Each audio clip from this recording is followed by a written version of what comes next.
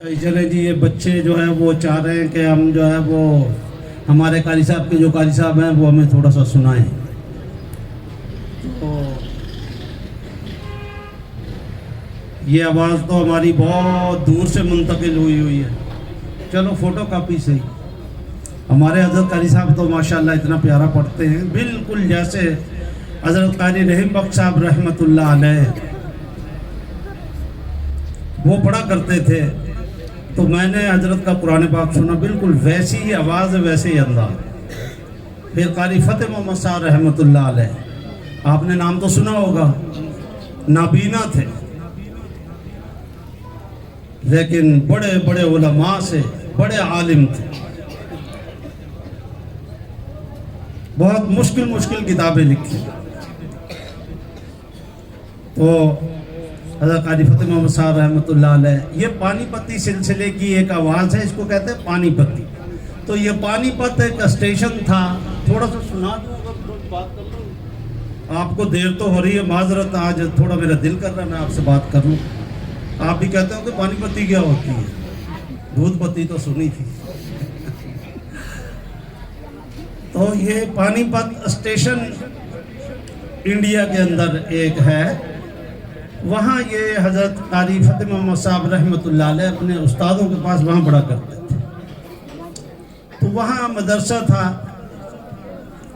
तो हज़रात जो है ना, हज़रत कारी फ़तेह मोहम्मद साहब रहमतुल्लाह अलैह के जो उस्ताद हैं उनका नाम था कारी शेर मोहम्मद साहब रहमतुल्लाह अलैह।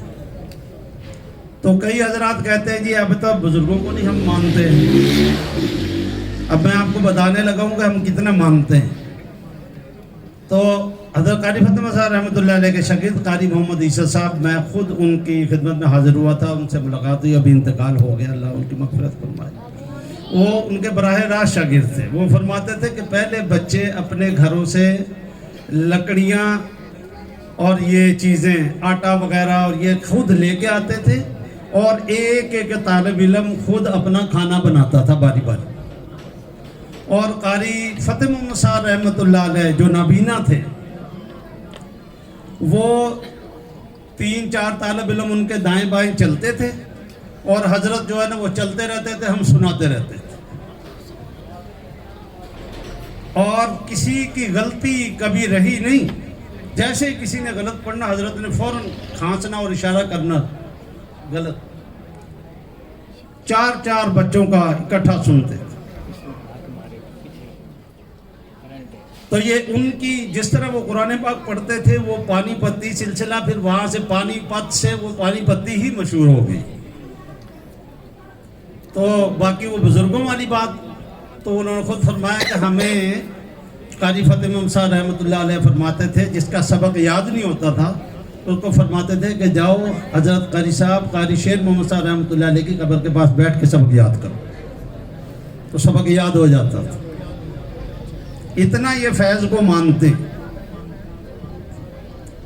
तो बाज़ हज़रात जो है ना वो इससे भी थोड़ा सा वो इतराज़ करते हैं कि ये औलिया अल्लाह को नहीं मानते, बहुत मानते हैं लेकिन खामोशी से चुप करके, शोर नहीं करते, खामोशी से मानते हैं। काम की बातें वो सुनाते हैं, ये काम के सुनते हैं और वो बातें करते हैं वो जिस पे अमल करना होता है ये चुप करके अमल करते रहते हैं। फिर अचानक पता चलता है कि एक शेखुल इस्लाम चला गया दुनिया से, जैसे हज़रत मौलाना फरमा रहे थे, फिर उसकी जगह पे दूसरा आ गया। तो वो कहाँ से आते हैं? ऐसे ही बस बन रहे होते हैं, अल्लाह पाक चलाते हैं, निज़ाम अल्लाह ने चलाना है, सब निज़ाम चलेगा, लेकिन ज़ुहूर उसका अल्लाह पाक अपने वक़्त पे फरमा देते हैं।